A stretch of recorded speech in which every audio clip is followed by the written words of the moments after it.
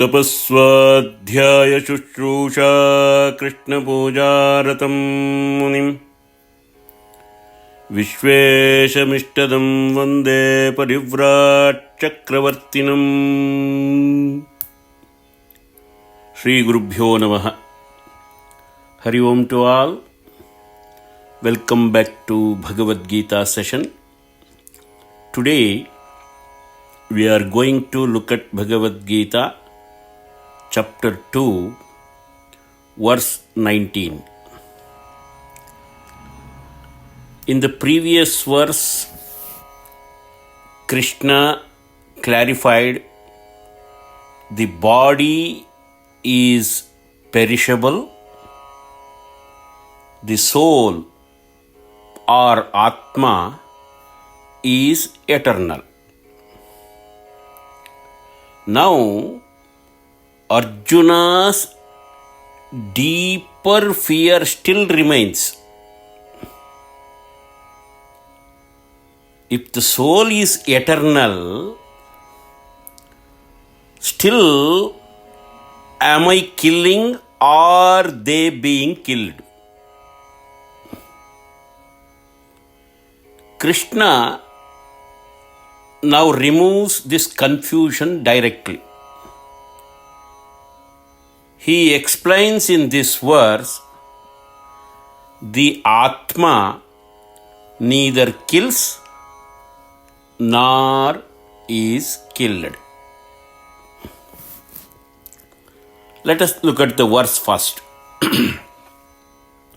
Bhagavad Gita chapter 2 verse 19. Yayenam vetti hantaram yaschainam manyate hatam ubhau tau na vijanito nayam hanti na hanyate. Yaha, who, yenam, this Atma or this soul, vetti, knows, hantaram, as the killer. Yaha, who, cha, and yenam, this soul, manyate, assumes, hatam, as killed, ubhau, both, tau, those, na, not, vijanitaha, know or understand, na, not, ayam, this Atma, hanti, kills, na, not, hanyate, is killed. Simple meaning of this verse: one who thinks that the Atma kills, and one who thinks that the Atma is killed, both do not understand the truth. The Atma neither kills nor is killed.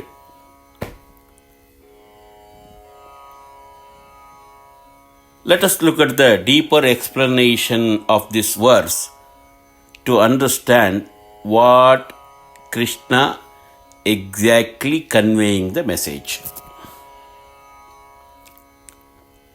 Yayenam vetti hantaram, one who thinks the Atma is the killer. Krishna says, if someone thinks, I am killing the Atma, I am killing means Atma is killing. This is incorrect. Yayenam vetti hantaram.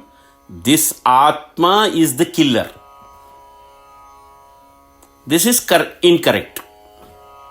Why? Because killing belongs to body, action, and physical interaction, not to the Atma. So, Atma never kills anyone.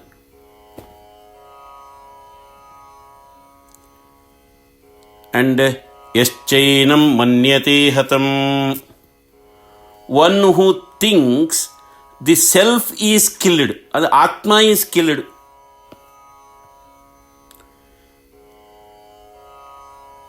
Similarly, if someone thinks Atma being killed or he is dead, that is also incorrect. Because Atma is not subject to destruction. Avinashiti tadviddi. It is completely indestructible. So if someone thinks Atma is killing, if someone thinks Atma is killed, both are incorrect. That is what he says, Ubhau tau na vijanitaha. If someone says Atma is killing, he is also not knowing anything. If someone says Atma is being killed, he is also not knowing anything. Both of them do not understand. Ubhau tau na vijanitaha. Krishna is very clearly saying, both ideas are wrong. I kill or I am killed, or Atma kills or Atma is killed. Both ideas are wrong. The both ideas comes through misunderstanding, identification with the body, or completely not understanding that Atma is indestructible. This type of two misunderstanding, because of that, someone is saying that Atma kills, that is also wrong. Atma is killed, that is also wrong. The both are incorrect. Why? Nayam hanti na hanyate. The Atma neither kills nor is killed. Atma does not act physically. Atma does not undergo physical change. Atma does not die. Nayam hanyate. Nayam hanti. Because all action belongs to the body only. All action belongs to body. All action belongs to mind. All action belongs to senses. Atma is witnessing all the changes. Witnessing all the actions. Atma is presence and Atma is consciousness. So, if someone thinks that I am killing or they are killed, that is wrong. So, don't worry about those things. Get up and fight. In this verse, Krishna is not denying any action. he is clarifying the action. Action happens at the level of the body, not at the level of Atma. The Atma, not the doer, or not the receiver of destruction.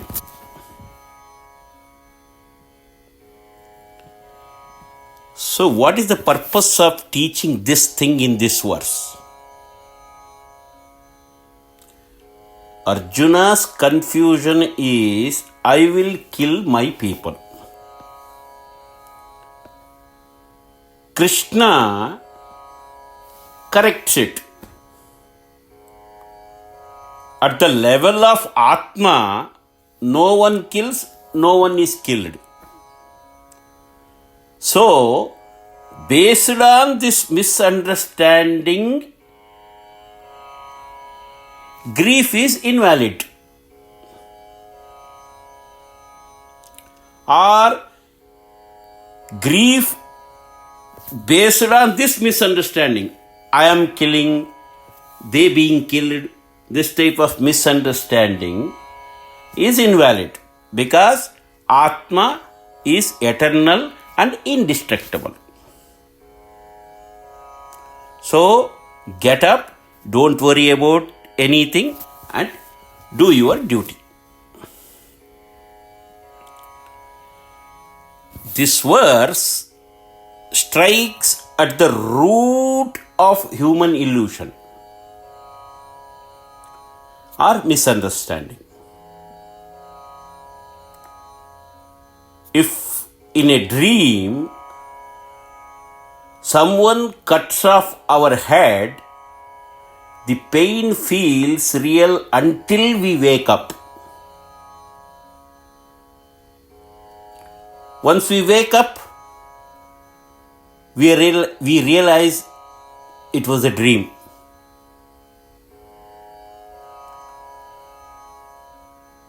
The dream is unreal, but the experience was real or feels real. Similarly, death is an experience at the level of body. But we feel it deeply because we identify with the body.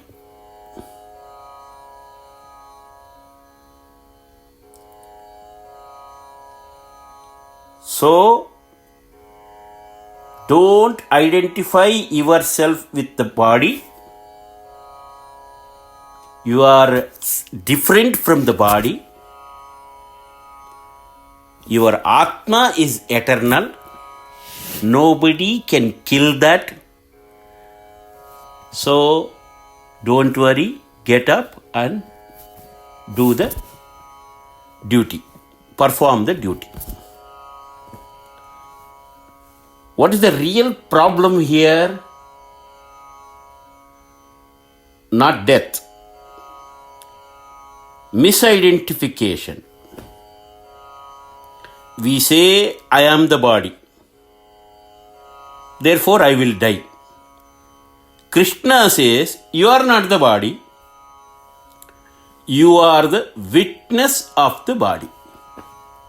So, don't worry. Nothing going to happen to you.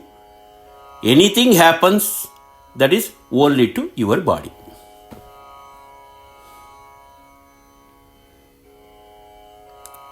What all the acharyas saying in this regard? Shankaracharya ji says,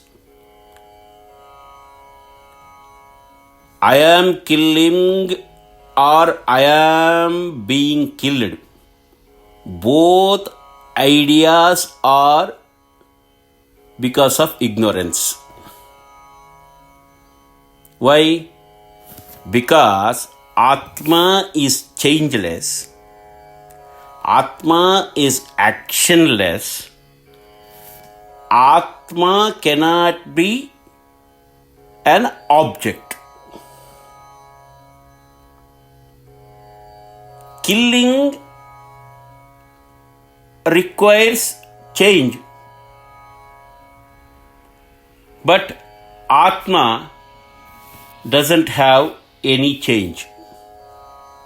So if someone thinks that I am killing or I am being killed, it is because of ignorance, and remove that ignorance and understand the truth and do your duty. What Ramanujacharya says, the word hanti is there, to kill, applies only to separation of the body and soul. Because soul itself cannot kill or cannot be killed. So, kill means only destruction of the body.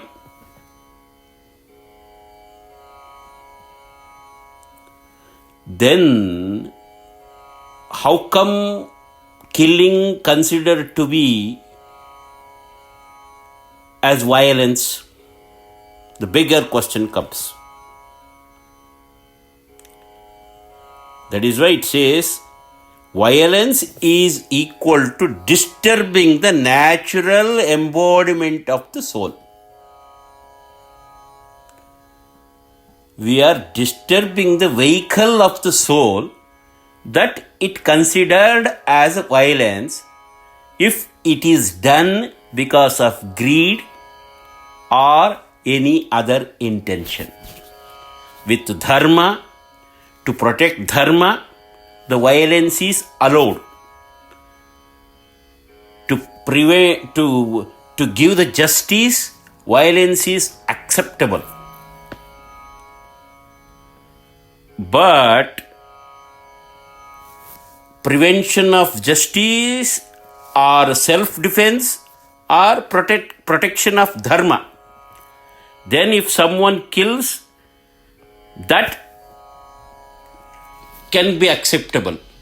But for the sake of selfishness or greed or any other personal reasons, killing means disturbing the natural embodiment of the soul is considered as sin. That is why when we hear Mahim Syat Sarva Bhutani, do not harm any being, means do not disturb the natural embodiment of the soul.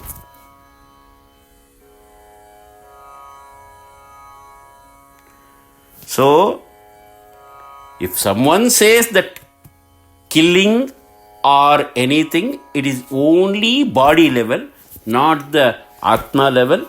So, don't worry, get up and do your duty. Madhvacharya ji says, the souls exist eternally, but they are energized by the Supreme Eternal, Supreme Lord. The confusion comes when we think independently as doers. When we decide Naham Karta, Hari Karta, Tat Puja, Karma Chakilam, I am not the doer.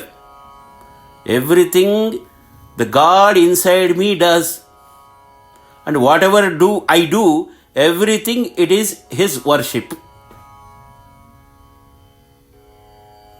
Then nothing will going to happen. But most of the times we think independently as doers. That is not right. All life is sustained by the Supreme Lord.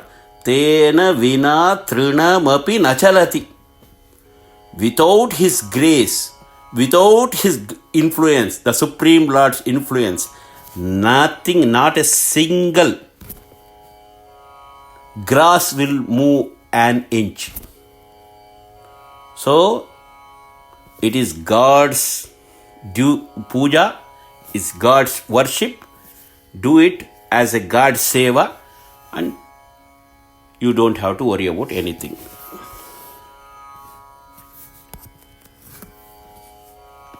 Again, I'm clarifying this.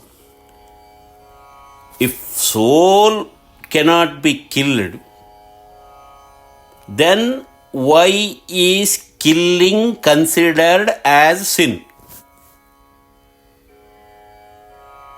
Because body is the vehicle of Atma to perform the dharma.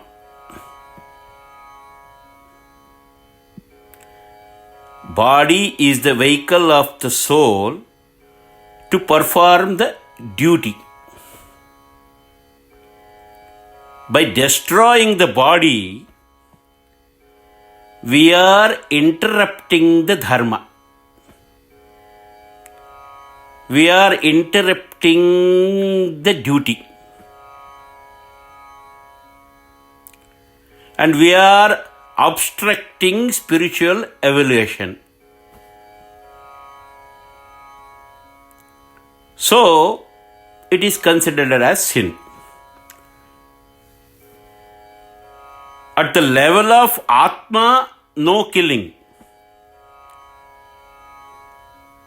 At the level of Dharma, violence is real and punishable. Oh, little bit contradictory statement. Is this too contradictory? No. There are two things. One is Paramarthika and one is Vyavaharika. Paramarthika means absolute truth. And another one is practical level. When you think that absolute level, the Atma level, the killing is not considered as sin. When practical, Vyavaharatmika, it is considered as sin. As I said earlier,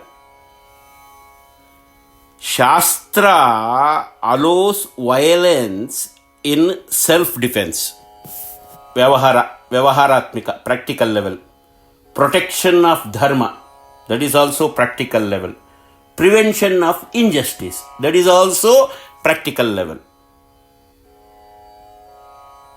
When we are doing this in a practical level,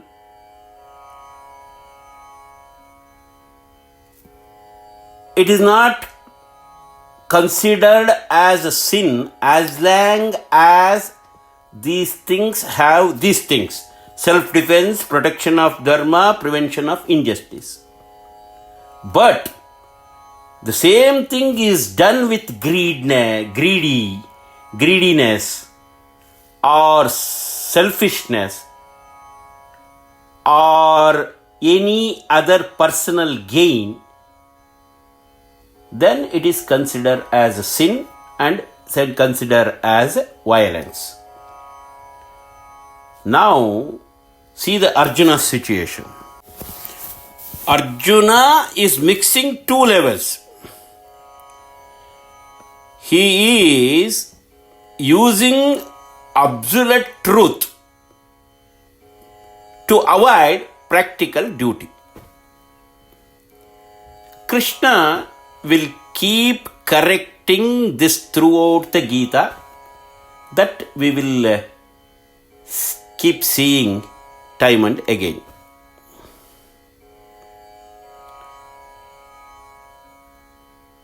In this verse, Krishna is clarifying one thing. Fear of death exists only until awakening. Just like dream pain disappears when we wake up. Fear disappears when we realize I am not the body.